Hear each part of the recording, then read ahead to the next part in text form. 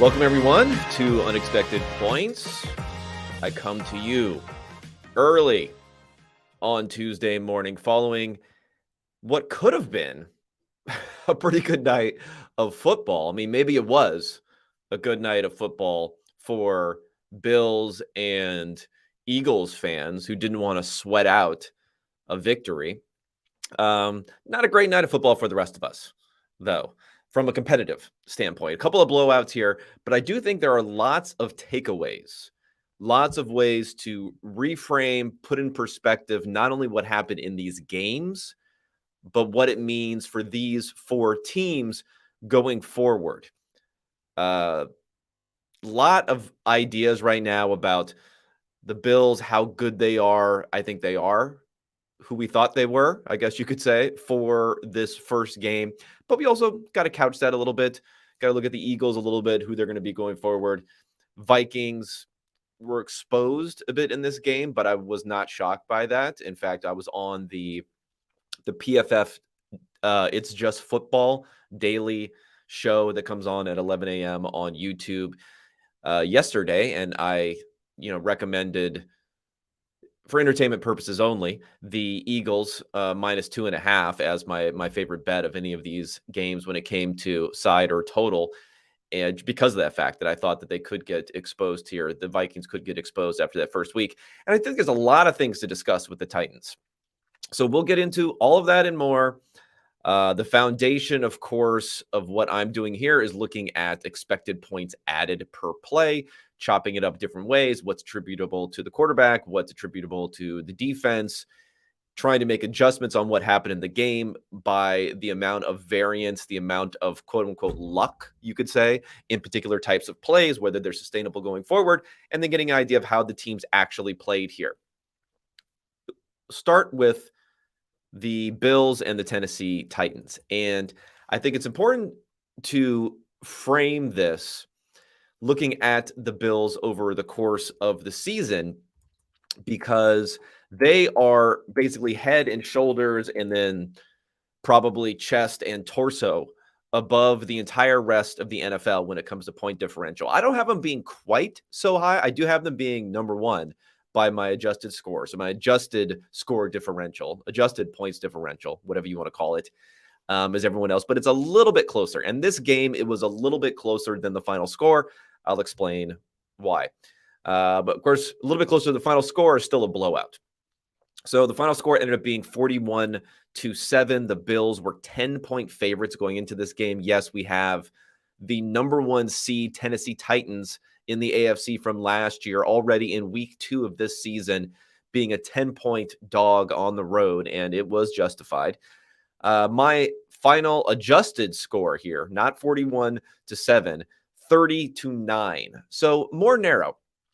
Only a 21-point differential. Still talking about 3 scores here, but more narrow than what we saw there. So why is that the case? Well, the key here is I look at success rates a little bit more than the actual EPA per play, and that means some outlier type of big plays aren't going to get as much weight when I'm looking at it as it is in the score. So the biggest play here that's not going to get as much weight as the final score is the pick six.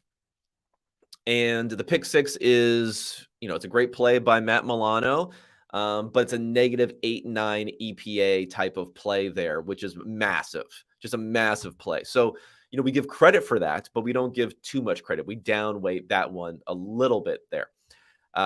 That's the main thing there. There are a couple of other things. Josh Allen had a turnover-worthy throw, a dropped interception in the end zone, right? The first play after the 2-minute warning in the first half. And then they went on to score a touchdown on 4th and 1 a few plays later. So that's another one where it dings the Bills a little bit more than what you might think there. And they also had some other big plays and big conversions on 4th down. Although they failed on one 4th down conversion, that knocks them down a little bit. The Bills' offense is the story line coming out of this. Josh Allen, MVP favorite going into the season, going to be vastly the MVP favorite coming out of this, because not only does it look like he's going to be playing, he's going to be that guy, right? He is going to be, he's him, as everyone, where everyone has to say that now about every single player. Currently, number one in our grading, subject to review. The grades are subject to review. I should mention that the grades being subject to review when I'm doing these morning shows, because yesterday when I talked about Russell Wilson having a 90 grade, after review, it went down like 30 points because we took away some of the big time throws. I'm not, I don't know how the sausage is being made there. You don't want to know how the sausage is being made on these grades. But just remember, for these morning shows, it is subject to review. But Josh Allen, number one grade this season, number one efficiency in EPA per play. He will be number one on my quarterback, spoiler alert, number one on my quarterback rankings that'll come out tomorrow for how guys have played so far this season. So no one else is really close to him. I would say the other people in the MVP conversation are, I mean, Mahomes is always in the conversation, but he didn't look fantastic on Thursday night. Jalen Hurts, who I'll talk about, I think he's in the conversation. I heard his odds are now 8-1, and probably a little too short for me. I'd like a little bit longer odds if I was actually going to bet on him, but he's in the conversation now.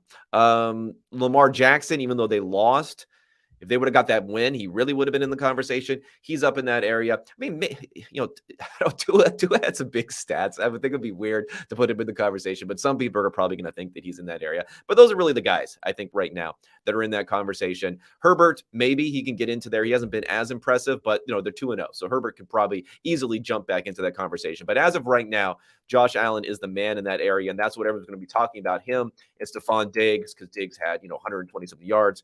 3 touchdowns. That's what everyone's going to be talking about. But I think the bigger story, at least the underplayed story, I won't say it's the bigger story, because offense is more, we're an offensive-minded podcast here. Offense is more stable. Offense is more important going forward. But I think the more underplayed story here is the Bills' defense, because they're first in total EPA against, second in holding down the rushing success rate of the opponent, second in drop back success rate. But overall, they're first because no one else has that sort of a high-end combination. So both sides, they're stopping the run and they are stopping the pass. They had Von Miller come in. They're getting a ton of pressure without having to blitz that much. I'll talk about that in this particular game. It was insane how much pressure Ryan Tannehill was under in this particular game without blitzing much at all here. So I think this is really the play. And it's also sometimes defensive efficiency can be deceptive because it is more of a function of who you're playing than the defense. The defense, if you're playing against Patrick Mahomes or Josh Allen or someone like that, like your ability, even if you're the best pass defense in the league, to make them look like the worst pass offense in the league that particular week is going to be really, really tough. It's going to be tougher. More often, a Josh Allen will make a really, really great pass defense look like the worst pass defense from an efficiency standpoint, from a number standpoint. So the Bills defense is also really impressive to me because they played against the Rams and they played against the Titans. I mean, the Titans are not the rushing we don't know about because the Rams were bad rushing last year. The Titans have been really, really bad. Worst efficiency team in the entire NFL. Tennessee Titans, Derrick Henry, worst efficiency running team in the entire NFL so far through 2 weeks. But from a passing standpoint, I mean, Ryan Tannehill was a really, really good week 1 passing. He's been very efficient. He's been a high-graded guy for multiple years now in this offense. Matthew Stafford, number 1 quarterback last season in expected points added per drop back. Those are the 2 offenses that they've faced. So it's not like they've had a fraudulent schedule so far to bring them up to that point. That is really like the case, I feel like, for the Bills being the dominant team in the NFL is that defense, because we were expecting, Josh Allen, maybe not to be this good, but we were expecting him to be an elite quarterback. We were expecting Stephon Diggs to be an elite wide receiver. We were expecting the Bills defense to be good, but there's more uncertainty there, and we're getting more and more evidence on a weekly basis that they really are that good, if not the best group in the NFL.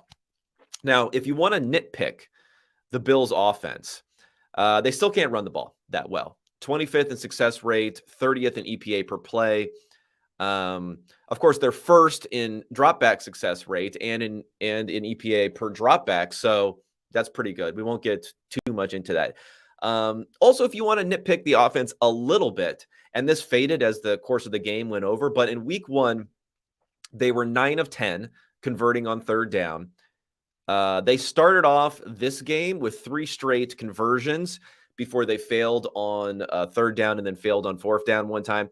But they're still way ahead of the curve when it comes to outperformance on third down. So, again, I'm nitpicking here. I am totally nitpicking here, but a larger degree of the Bills' offensive success has been outperformance on those fewer high leverage downs. Will that continue going forward? I think they'll continue to outperform, but maybe not quite at this level. So that's something, again, if you want to nitpick, we can nitpick a little bit for the Bills. But I think the defense being so good is such a huge feather in their cap going forward for being the best team in the NFL that we don't really need to look at it in any other way. All right, kind of went over the good and the bad and the very slight nitpicky bad for the Bills. Let's talk about the Titans.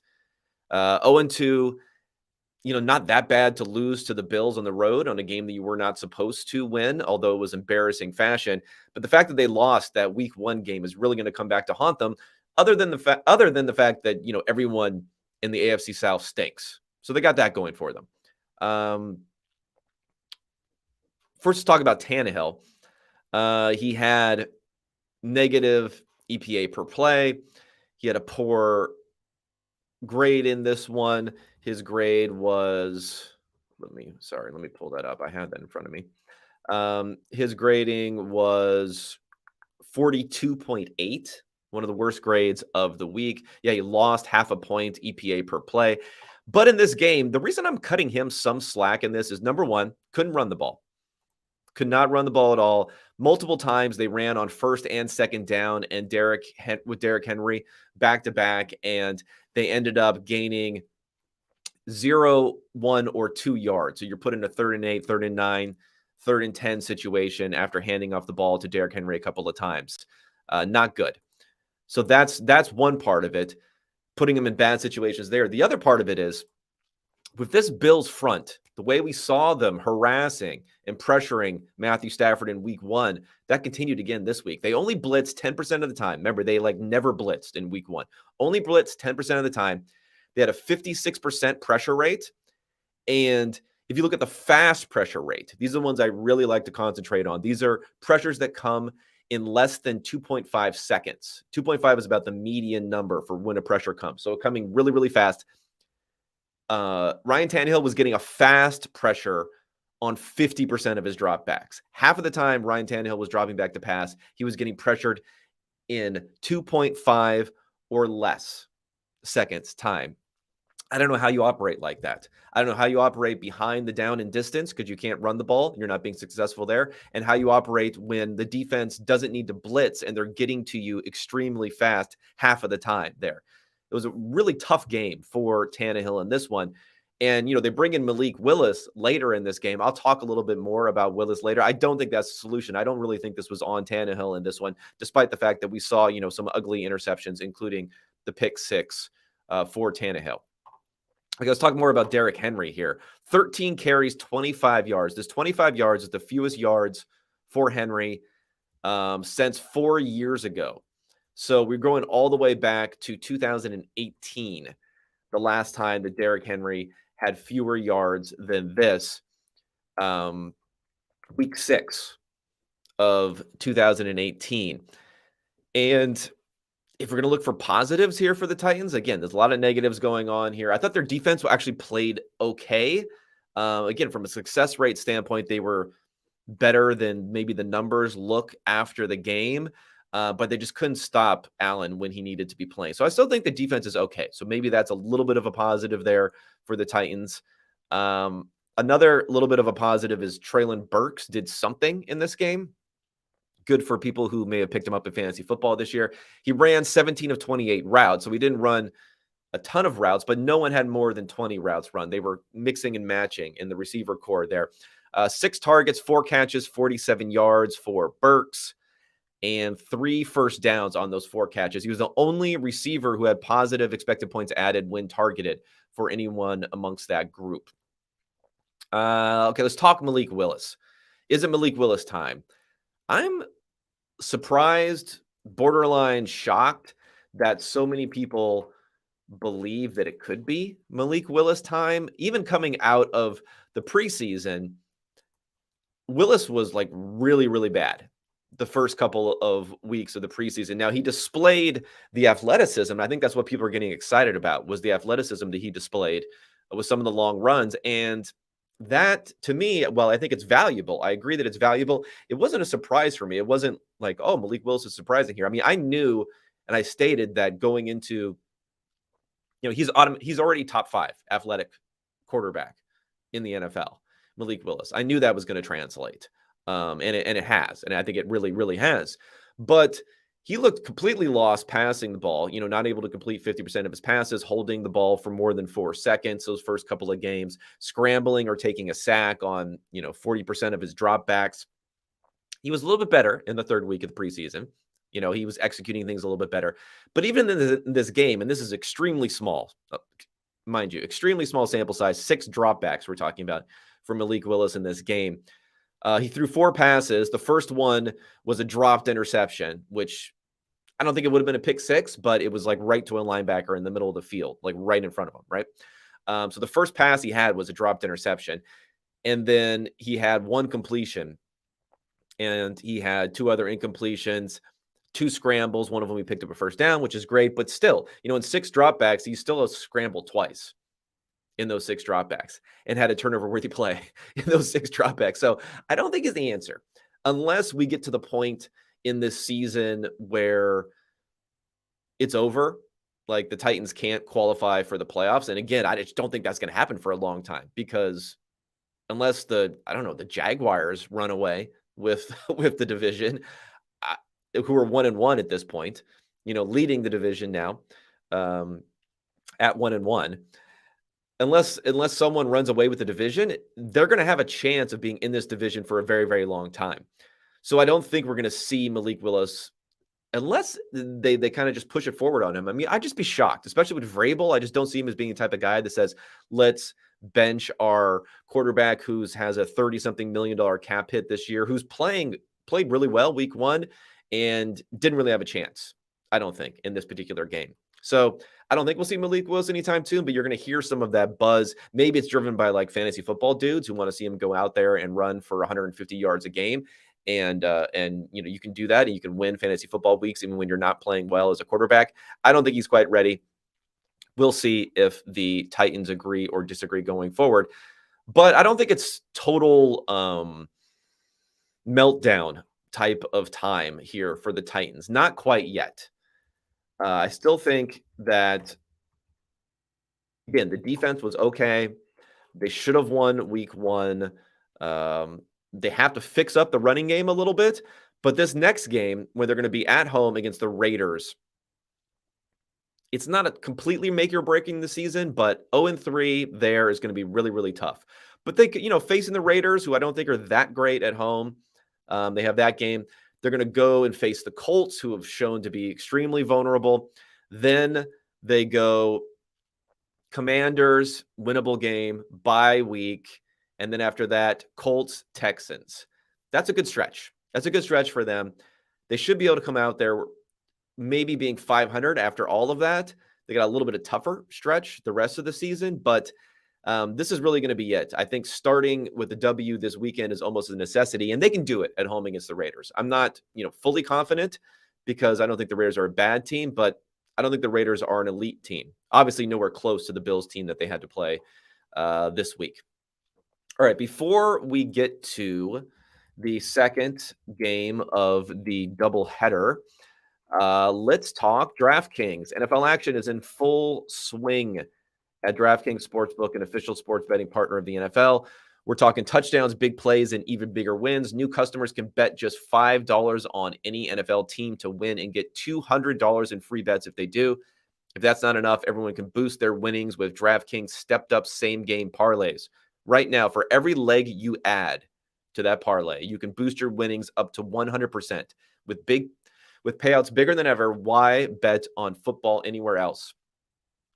To make things even sweeter, you can throw down on stepped-up same-game parlays once per game day all season long. Download the DraftKings Sportsbook app now. Use promo code PFF to get $200 in free bets if your team wins when you place a $5 bet on any football game. That's code PFF, only at DraftKings Sportsbook, an official sports betting partner of the NFL. Minimum age and eligibility restrictions apply. See show notes for details. All right, Philadelphia Eagles, Minnesota Vikings. Again, Philly was minus 2.5 point favorite going into this. Your boy, actually, I see 3 here. Is it closed? Did it close at 3? Well, it was 2.5 when I talked about it yesterday. 3 is much more appropriate. And they end up winning 24-7. Unlike the Bills-Titans game, this one was actually wider, according to my adjusted score, 31-11. Why is that the case, that it's wider there? Well, the success rate was even better for this Eagles offense than it was for the Bills offense. 85th percentile success rate. But again, if we're gonna lower the effect of some of these outlier bigger plays, the 2 biggest plays in the game when it comes to expected points added, gained, or lost were Jake Elliott blocked field goal and then return after that blocked field goal. That was -6 expected points. And then Jalen Hurts' interception, which we did not grade as a turnover-worthy play. There's a lot of traffic. He did throw into a lot of mess when it came to the screen pass that he threw to Kenny Gainwell that went off of Gainwell's hands and then was intercepted. So he got it there. It was a little messy, but we did not grade it as a turnover-worthy play. That was -5 expected points added. So those 2 plays, again, of kind of a fluky drop interception and a blocked kick return, those 2 plays were 11.5 points, something like that the Eagles lost in those two plays. So that explains probably most of it, on top of the fact that the Eagles were just so consistently good at what they were doing. The Vikings, one of the reasons I'm not freaking out too much about what happened here is they had an okay success rate. 50% success rate. Is just their expected points added were really, really low because they had so many turnovers. 3 interceptions for Cousins. We saw that Darius Slay was having a day. But on top of that, and this is what hurts their numbers a little bit. So Cousins had 3 interceptions, 2 dropped interceptions that were like really catchable, not difficult. 2 dropped interceptions and a strip sack. He was sacked and was stripped, and the offensive lineman, I'm not sure which offensive lineman, recovered it. So it could have been even worse in some ways. There could have been, another 3 turnovers on top of what they already had there in that game. I'm not giving Cousins the same sort of, I'm not cutting him the same sort of slack that I'm cutting Tannehill and what he had to deal with as far as pressure is concerned. But there was a lot of interior pressure in this game. The interior offensive line for the Vikings gave up 11 of the 16 pressures. Fletcher Cox and Javon Hargrave had 4 pressures each. That's tough for Cousins to deal with. And it's a limitation of his. So I'm not giving him, again, I'm not cutting him slack on this. It's a limitation that he has with the inability to really be that mobile. And if he has to drop back and pass and not move around, not roll out, if you get interior pressure on him, you're going to see these interceptions if he can't step up and step into these throws. And that's what we saw here. One thing that may have changed when it came to the Vikings, they were passing above expectation last week. Now with Kevin O'Connell there in this game, maybe they really needed to, but you could claim that they abandoned the run, the quote unquote abandoned the run, because 84% of the time they dropped back to pass in this game, which was 10% over expectation. And that expectation accounts for the fact that they were getting beat down. So we would have expected about a 75% drop back rate, which is pretty high. They were up at 84%. So there is more willingness, and I think the right willingness just to say, what the hell? We'll continue to drop back to pass because this is our way to potentially get back in this game. It's the only way we have a chance in a game that looks like our win probability is extremely low. It's already the Eagles very early in this game after a few scores were in the 95th, 96th, 97th percentile. So why not just continue to drop back to pass and just see if you can get lucky on that? I mean, they abandoned the run so much in this game. This is an interesting stat. Kirk Cousins had more rushing yards than Dalvin Cook. Probably not the way to success here. 20 rushing yards for Cousins, 17 for Dalvin Cook. So last night we had 25 yards for Derrick Henry and 17 yards for Dalvin Cook. Yikes. Would not have expected that from those two guys there. Let's flip over Justin Jefferson. Maybe I'll talk about that a little bit. A little miscommunication / multiple interceptions when targeting Jefferson. It's fine. I'm not worried. Those guys will be fine going forward. Like, I think this is a fine team. I think this is a good team. It's just they ran into a buzzsaw and they couldn't stop the interior pressure, and then it just snowballed on them after that. And they also had a miscommunication on the Quez Watkins touchdown. So, it's fine. I wouldn't be, I wouldn't be worried about the Vikings. They're just really, really glad they got that win week 1 against the Packers. We were just overhyping them a little bit after that win. All right, let's flip over to the good stuff here. The Eagles stuff. 89.8 passing grade for Jalen Hurts, the best number of the week. Subject to review. I'll mention that again, subject to review, so that could fall or rise. 333 passing yards, a touchdown, an interception, although I told you that interception we did not grade as a turnover-worthy throw because it went off of Gainwell's hands. 2 big-time throws, which boosts up his grade there. No turnover-worthy plays, 2 big-time throws really helps a lot. Also, 11 carries for 57 yards and 2 touchdowns, including the touchdown where he just bullied his way into the end zone. Hurts is not, I would say, a top 5 athletic quarterback in the NFL, and people might say that's weird to say. Maybe I should think about that a little bit more before I say that. Okay, top 5 athletic quarterbacks in the NFL. Let's figure it out in no particular order. Kyler Murray, Lamar Jackson. Who else can we throw in there?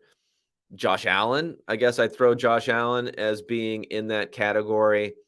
Actually, maybe Jalen Hurts is like 4 or 5. Again, Malik Willis, I think, is more athletic than Jalen Hurts. So maybe he would like scrape into the top 5, but I don't put him as being the super elite type of athlete, those other guys. But what he is really good at is he's big. He's kind of built more like a running back in some ways. I mean, if you watch the tape, I'm starting like a film guy here, but if you watch the tape when he was playing with Oklahoma, I mean, they were running him a lot. He was going at it. I mean, he was going into defensive linemen and linebackers like a running back quite often and just, brushing it off and continuing on. And you can see his ability to do that here. But I also think he's fairly smart. He's fairly smart about avoiding hits. I talked about Trey Lance didn't look like he was very smart about avoiding hits initially. Justin Fields. I might say Justin Fields is probably more athletic than Jalen Hurts in a different way. But Jalen Hurts is pretty smart, I feel like, about doing that. Sure, he can get hurt. Like anyone can get hurt. But I think he's pretty smart about doing that. What's weird about Jalen Hurts is he's not your like traditional execution going through the reads type of passer. It's weird to me that a lot of the quarterback film guys, I mean, I'll just use my friend Steve Ruiz over at The Ringer. If you look at his quarterback rankings, he had Hurts going into this week as 21st behind Geno Smith. In his quarterback, I have to point that out in his quarterback rankings. And a lot of those guys don't like him because they just don't see him executing properly, the reads, the particular way of flowing through. But we have to stop worrying about that stuff too much when we see what he can do when he can run, when we see how well he can place the ball down the field when he needs to. Like, he can do what he needs to do plenty well enough to be a top 10 quarterback in the NFL, even if he isn't doing things according to the book in some sort of way, even if he isn't a robot, going through your reads and executing robot like Justin Herbert. He can do things pretty well his own way. Receivers here, which I thought was really interesting how they spread the ball out so much in this game. There's 4 receivers in this game who had at least a very nice 69 yards or more. Devontae Smith, Dallas Goedert, and A.J. Brown, of course, will be the triumvirate. And that's a really strong 1-2-3. Devontae Smith got lost a little bit because he had a bagel in week 1, but he actually led the receiving core here, 7 catches for 80 yards. And then, with Goddard and with A.J. Brown there, that's a really strong 1-2-3. And you have Quez Watkins who comes in, blown coverage, mind you, but still getting that long touchdown can kind of be that situational deep threat type of guy that they can bring in there. Really, really strong for them. And this offense for the Eagles, Unlike the Bills offense, which was number one in drop back passing, but then struggling running the ball, Eagles offense is looking very, very complete. Number one overall in efficiency because of the completeness that they have here. Third in efficiency running the ball, fourth in efficiency dropping back to pass. And this is really Jalen Hurts stepping forward / A.J. Brown and then continuing to build that passing offense, because last year they were third in efficiency running the ball too. So that is maintained. They maintained that, but they were 13th dropping back to pass. Now that's moved up to fourth, at least so far this year, with Jalen Hurts in there. That's really, really positive news for them going forward for this team, where the defense looked like it struggled week one, but I think that Detroit Lions offense is a lot better than people think. It's going to be a very, very solid team. I still think, though, the Eagles need to prove the offensive stuff. Jalen Hurts needs to prove the drop back stuff against a little bit better defense. I am ambivalent about this Vikings defense at best as far as what they can do there. Again, we had the coverage bust on the Watkins touchdown. The Detroit Lions defense just stinks, probably.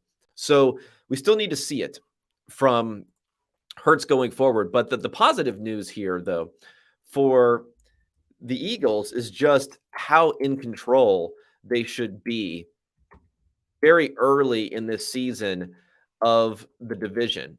I know the Cowboys got lucky and pulled out the victory in week 2. The Commanders are 1-1. The Giants are 2-0, but I do not expect the Giants to hang around at all. I think the Commanders and Wentz are who we thought they were, 500-ish sort of team, and that's what we're going to see from them. I think Dallas, without Dak Prescott for a while, and even with Dak Prescott back, is like a defense-driven team, and 500-ish would not be surprised for the fact that they're going to lose Prescott for a while. So because of that, the Eagles could really just take control of this division pretty early. I mean, they're going to play the Commanders next week.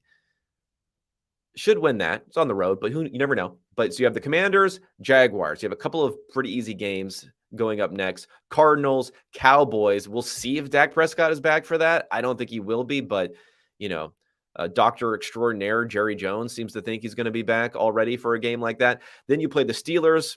Offense stinks. No TJ Watt for that one. Texans, Commanders again, Colts. I mean, you got lots of games you can win here. Lots of winnable games here. Eagles could compete for best record in the conference. That's my bold claim here, is that when you're looking at the high end of this conference, like, what do you have here? You would have thought that you had the Bucks and the Packers would have been right there near the top. You would have thought you had the Rams, who look, I don't know what's going on with the Rams. I mean, they obviously had their victory in an easy game last week, but didn't look so hot in week 1. Those would have been really the teams that you could have pointed to. 49ers are back in contention now, but again, they had that bad loss week 1 in Chicago. So those would have been the teams, right? All those teams look very vulnerable. So I think the Eagles would be the other team that I would throw in the mix. I think they're right now have just as good of a shot, especially going into the season. They had the 32nd ranked difficulty of schedule.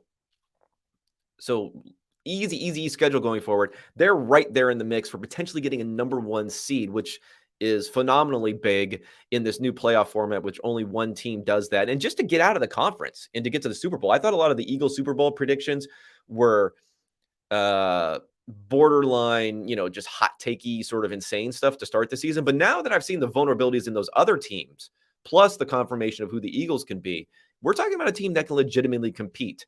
But the first test comes, you got to win games like on Sunday when you're playing against Carson Wentz and the Commanders. They got to win those games. And if they can do things like that, I'm very excited about what they will be this season.